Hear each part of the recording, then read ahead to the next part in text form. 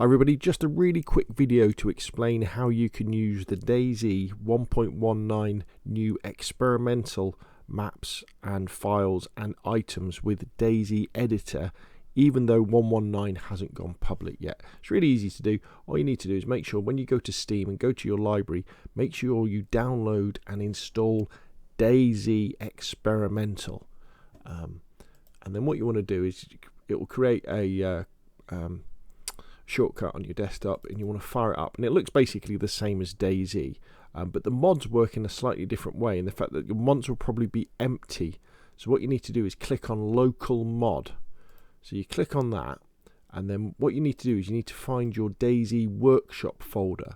So this is the workshop folder that's within your DayZ file where DayZ is installed on your computer, which tends to be somewhere like C drive, program files, x86, Steam apps, common.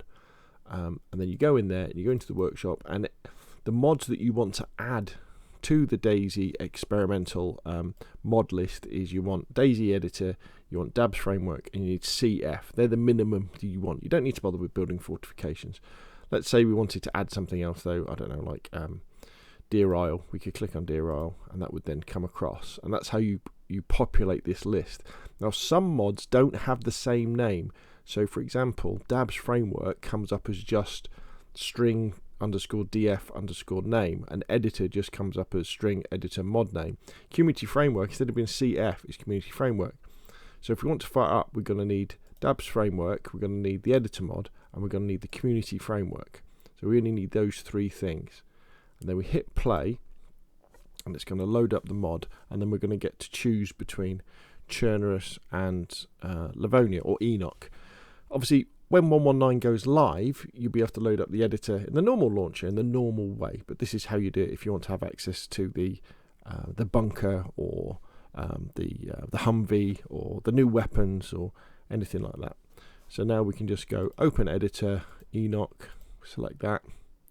And this is how you would test for things like mod compatibility as well, by loading up mods in the new version of DayZ, well, the experimental version, which will go on to be the new public version. So here we are.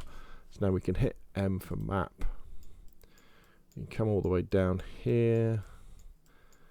Maybe I should have zoomed out first. There's Dambog. Let's hit that there. Let's do a bit of the old free cam in. Let's have a look round. Right, there is the, here we go.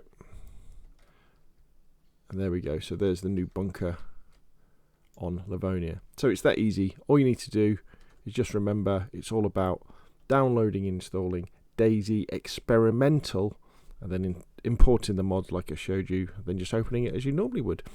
One final thing actually. When you come to save your files that you create, like your JSONs, files, and you save your .dze files, they'll be saved in a different place. So they'll be saved within documents, but you know how normally they're in DayZ and then DayZ Editor. They'll now be in DayZ Experimental and DayZ Editor. That's something that could easily trip you up at the end. So there we go. Hopefully you found that useful. If you have, it like. If you want to see more of the same, press subscribe, and I will of course see you again soon.